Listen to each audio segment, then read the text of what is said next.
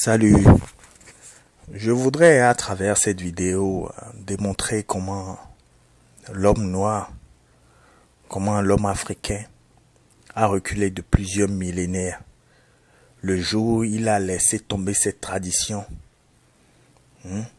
sa culture, pour adopter les traditions d'autrui, les cultures d'autrui, les philosophies d'autrui et tout ce que vous voulez. En fait, nos traditions étaient et sont toujours en avance de plusieurs millénaires sur tout ce qu'on essaie de nous vendre aujourd'hui.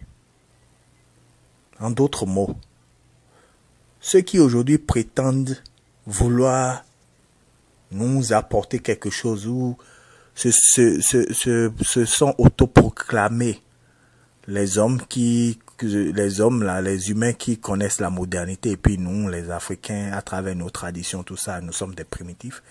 Et bien, ceux-là qui pensent qu'ils sont des hommes modernes, en fait, ont plusieurs siècles de retard sur nous. Et en fait, nous, notre grand tort, c'est de nous être coupés de nos racines, de nos traditions, qui nous auraient déjà donné des siècles d'avance sur n'importe quel autre peuple. Si nous avions seulement pris le temps d'essayer de comprendre, d'essayer d'étudier nos traditions, nos cultures. Et pour montrer ce que je veux dire, je vais utiliser des exemples très simples, très concrets. Si je prends le peuple Dogon, voilà un peuple qui habite la partie de l'Afrique qu'on appelle le Mali. Les Dogons faisaient de l'astronomie depuis des siècles. En fait, l'homme noir est le premier à avoir fait de l'astronomie. Et l'homme noir a posé les bases de tout ce qu'on nous raconte aujourd'hui. Mais pour rester dans le sujet dont je veux parler aujourd'hui, les Dogons, depuis des millénaires, utilisent l'astronomie pour expliquer comment est-ce que nous sommes arrivés ici, comment la planète a été créée, comment nous sommes arrivés ici. Et en fait, quand vous faites attention, la plupart des sociétés traditionnelles, la plupart de nos traditions font de l'astronomie quand elles racontent comment nous sommes arrivés ici, comment l'être humain est né, comment l'univers est né, tout ça. Ils font de l'astronomie. Nos ancêtres font de l'astronomie, ou ont fait de l'astronomie. Mais si je vais quand même rester concentré sur les Dogons, parce que ce peuple, depuis des millénaires, parle de l'étoile Sirius et d'une autre étoile qui gravite autour de Sirius, qu'on a fini par appeler Sirius B. Ce qui est fantastique, c'est que les Dogons parlent de Sirius B depuis des millénaires. Sirius B n'est pas visible à l'œil nu. Et en fait, il a fallu attendre 1862 pour que les Européens aient pu confirmer que il y avait une étoile qui tournait vraiment autour de Sirius et qui s'appelait Sirius B. Et il a fallu encore, je ne sais pas combien d'années après, pour qu'ils aient été capables, pour que les Européens soient capables d'avoir un télescope assez puissant pour qu'ils puissent voir Sirius B. Bon. Voilà quelque chose que nous, nos ancêtres, à travers leur tradition, leur mythologie, disaient depuis des millénaires. Il est dit que quand les Dogons vous dessinent, vous font de l'astronomie et vous dessinent les astres et tout, vous êtes sidérés de voir à quel point ils sont poussés, ils sont avancés dans la connaissance de cette science-là. Pourtant, voilà des gens qui n'ont jamais eu de télescope. Voilà des gens qui n'ont pas de vaisseau pour aller dans l'espace. Mais ils sont capables même de vous parler d'étoiles qu'il a fallu des millénaires pour que l'homme européen soit capable de les voir. Alors, imaginez la jeunesse malienne, ou nous, jeunes Africains, jeunes Noirs. Voilà des millénaires que nous avons, nos ancêtres qui parlent de cette étoile qui était invisible à l'œil nu. Mais nous n'avons jamais pris le temps d'essayer de comprendre, le temps de voir ça comme une science, parce qu'on nous a appris que tout ce qui vient de chez nous, là, c'est primitif. Personne ne considérait même ce que les Dogons disaient jusqu'au jour où on a pu vérifier qu'il existait vraiment une étoile qui tournait autour de Sirius et qu'on a appelé ça Sirius B. Et voilà le problème mental que nous, les Africains, nous avons. C'est quand le blanc maintenant a dit que, ah, mais c'est vrai ce que les Dogons là disaient depuis des millénaires, c'est la vérité. C'est là que nous-mêmes on se dit, ah, donc c'est vrai ce que les nôtres disaient. Alors que ça devait être dans l'autre sens.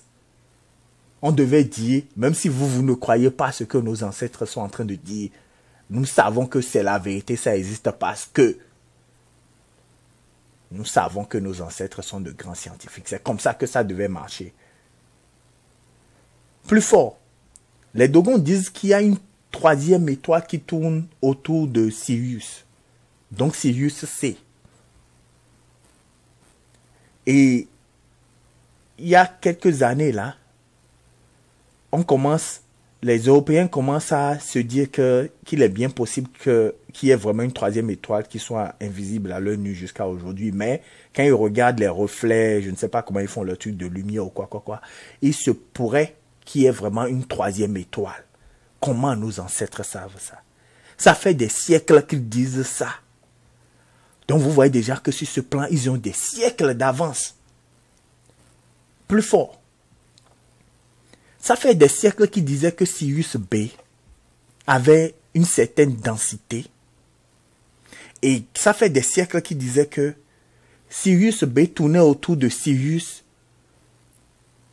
qui prenait 50 ans à Sirius B pour faire le tour de Sirius. Ce qu'ils ont dit, ce qu'ils disent depuis des millénaires a été confirmé à l'année près. C'est-à-dire, ils ont dit 50 ans. Quand on a commencé à observer Sirius B, c'était 50 ans. Comment est-ce possible? Si nous, jeunes Africains, nous avions pris le temps d'étudier ça, ça fait combien de millénaires qu'on aurait eu en avance sur ceux qui ne sont en train de découvrir ces choses-là qu'aujourd'hui? Des choses dont nous, nos ancêtres, parlaient depuis des millénaires. Mais comme on nous a appris à nous couper de nos racines, comme on nous a appris à ne jamais considérer ce qui vient de chez nous, eh bien, personne n'a fait attention. Nous n'avons, les malades mentaux que nous sommes, n'avons appris cette histoire que quand l'homme blanc a décidé de valider cette connaissance scientifique que les nôtres avaient. Deuxième exemple que je vais prendre. Je suis du Bénin. Et chez moi, la spiritualité ancestrale de mon peuple s'appelle le vaudou. Mais le vaudou, c'est le nom que les fonds ont donné à la spiritualité ancestrale. Mais si vous allez un peu partout, c'est la même chose en fait. Hein. Au Togo, au Ghana, au Nigeria, au nord du Bénin. Ça a peut-être un autre nom, mais c'est la même chose. Bref. Donc, les adeptes du vaudou Sarkwata ne souffraient jamais de la variole. C'est-à-dire, nos ancêtres, des milliers d'années avant que l'homme blanc ne trouve un vaccin contre cette maladie, avaient déjà trouvé un moyen de se vacciner, en fait de vacciner leurs adeptes. Un professeur, un scientifique m'a expliqué comment il faisait. Et leur manière de faire, c'est-à-dire leur manière de faire jusqu'à aujourd'hui, a encore des milliers d'années d'avance sur ce qu'on pratique aujourd'hui. Pourtant, nous n'avons jamais pris le temps, nous jeunes Africains, nous jeunes Noirs, nous jeunes Béninois, de nous intéresser à ça. Voilà déjà un truc, la vaccination contre la variole. que nos ancêtres détenaient, cette connaissance scientifique que nos ancêtres détenaient depuis des millénaires, que nous, jeunes Noirs, jeunes Béninois, jeunes Africains, n'avons jamais pris le temps d'étudier. Imaginez qu'un scientifique béninois ou noir africain avait pris le temps d'étudier ça. Combien de siècles d'avance il aurait eu sur les scientifiques blancs qui ont découvert ça il y a quoi, en 1800, je sais pas quoi. Ensuite, je vais passer complètement à autre chose pour vous montrer à quel point nous avons reculé de plusieurs millénaires. Voilà un autre concept qu'on essaie de nous apporter ou dont on nous parle pour essayer de nous démontrer que eux là sont des gens modernes ou qui tendent plus vers la modernité que nous. Et ce concept, c'est l'émancipation de la femme. Mais nous là, nos femmes étaient des reines. On avait des reines. Depuis des millénaires, nous avions eu des reines. Et nous avons encore des reines. Et quand vous allez en Afrique, vous avez des reines. Quand vous allez en Europe, là, ou bien vous allez aux États-Unis, combien de présidentes vous avez eu? Hein? Ils ont toujours élu des présidents. Combien de présidentes européennes vous avez aujourd'hui? Mais combien de présidentes africaines vous avez aujourd'hui? Venez alors m'expliquer qui est plus moderne que qui est plus avancé que qui. Mais en fait, vous êtes capable d'avoir des présidentes aujourd'hui parce que même si nous sommes passés dans le moule du christianisme et de l'islam, qui sont des religions très patriarcales où l'homme domine la femme, nous les Noirs, nous avons quand même gardé quelques traces de nos traditions, de nos cultures, de ce que nos ancêtres faisaient. Et c'est ça qui nous a permis d'avoir des présidentes aujourd'hui parce que nos ancêtres avaient déjà des reines. Être une femme n'était pas un problème chez nous. La femme a toujours été émancipée chez nous.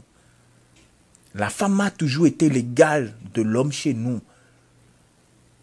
Avant l'arrivée de l'homme blanc avec sa Bible et avant l'arrivée de l'homme arabe, de l'arabe avec son Coran, pour l'homme noir, la femme était son égale. Nous avons reculé sur ce plan. Le jour où les nôtres ont commencé à adopter ces religions patriarcales, hein, où on déteste la femme. Hein, lisez le livre, vous allez comprendre de quoi je parle. Lisez la Bible, lisez le Coran, vous comprendrez quelle est la considération qu'on donne à la femme, que les sociétés, les peuples qui ont écrit d'où viennent ces livres-là, quelle est la place que ces peuples-là donnent à la femme. Alors que chez nous, depuis des millénaires, comme je l'ai dit, nous avions des reines. Et le concept est tellement poussé, le concept d'égalité entre hommes et femmes était tellement poussé chez nous que dans nos mythologies, dans notre spiritualité, il n'y a pas de divinité mâle sans une contrepartie femelle.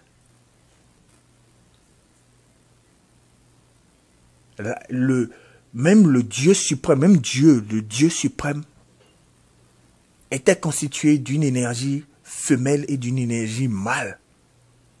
Contrairement au Dieu des livres là, qui lui est un mâle. Et on comprend que c'est un homme.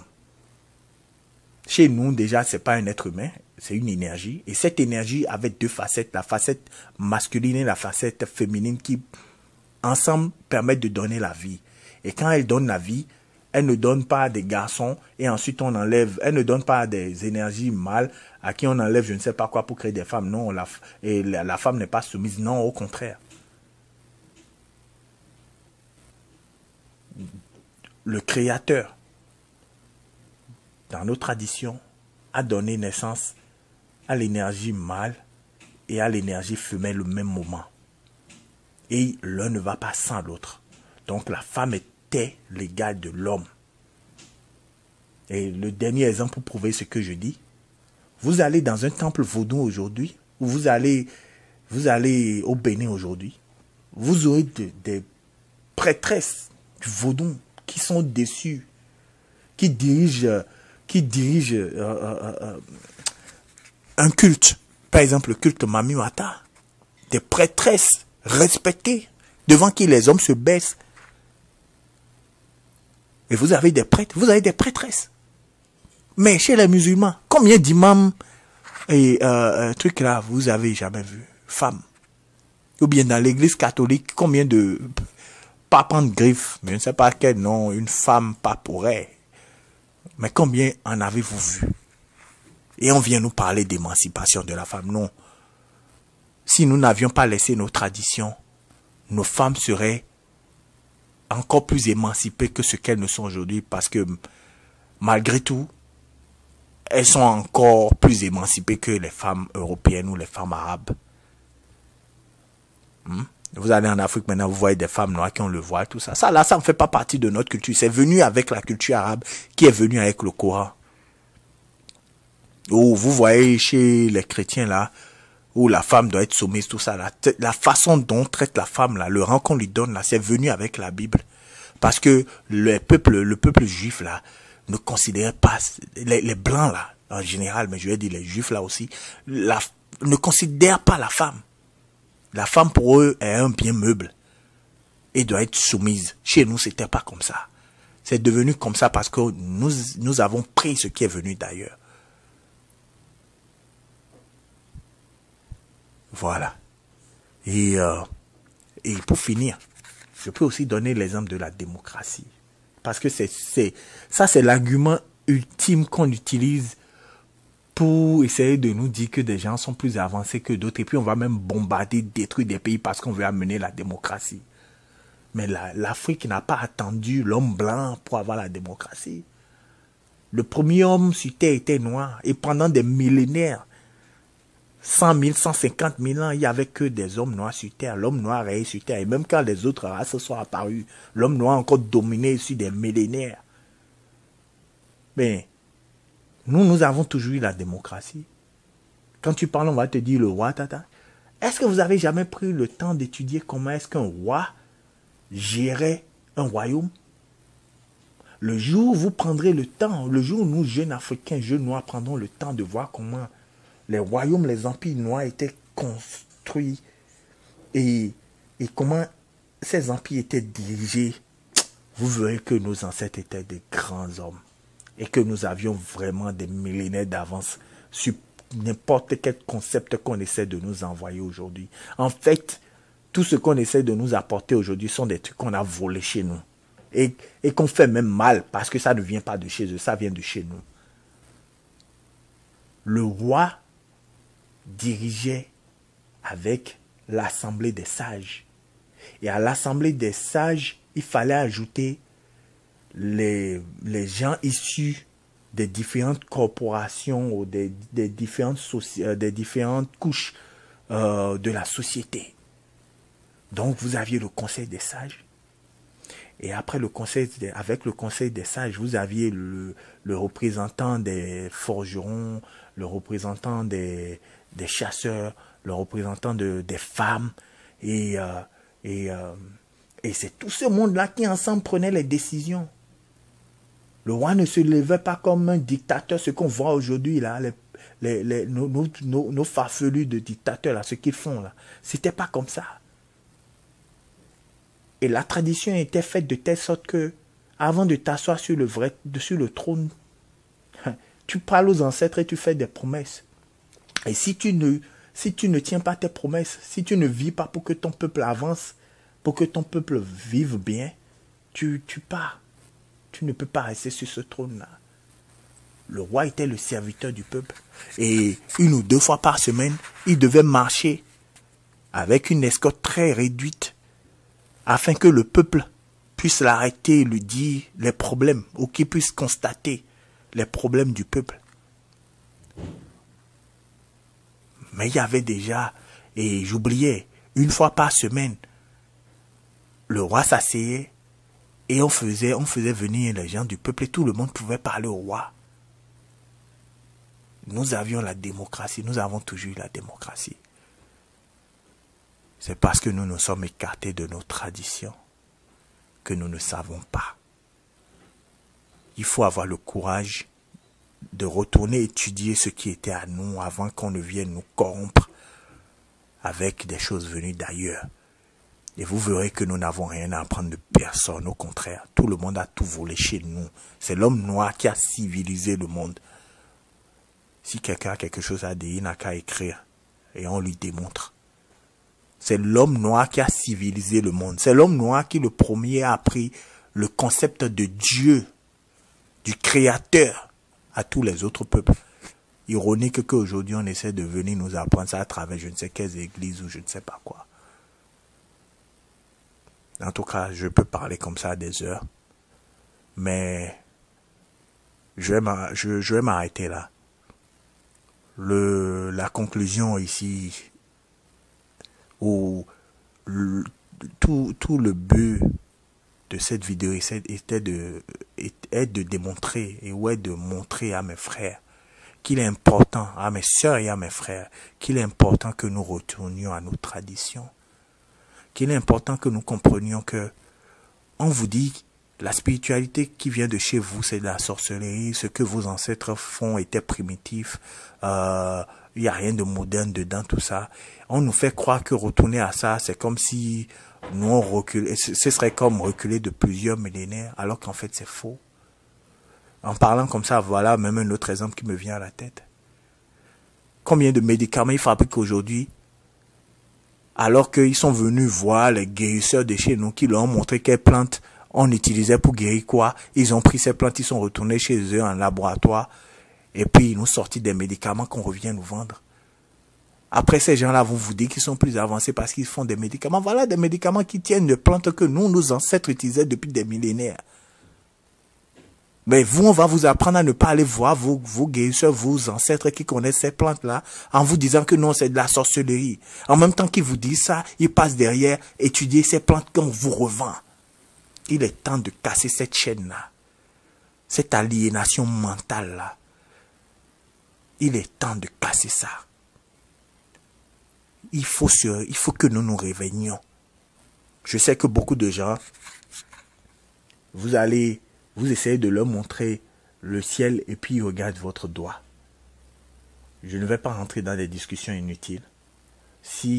J'espère que la plupart des gens qui vont écouter cette vidéo vont regarder le ciel et essayer de voir le message que j'essaie de transmettre. Au lieu de rentrer dans des discussions inutiles par rapport à mon doigt. Merci beaucoup.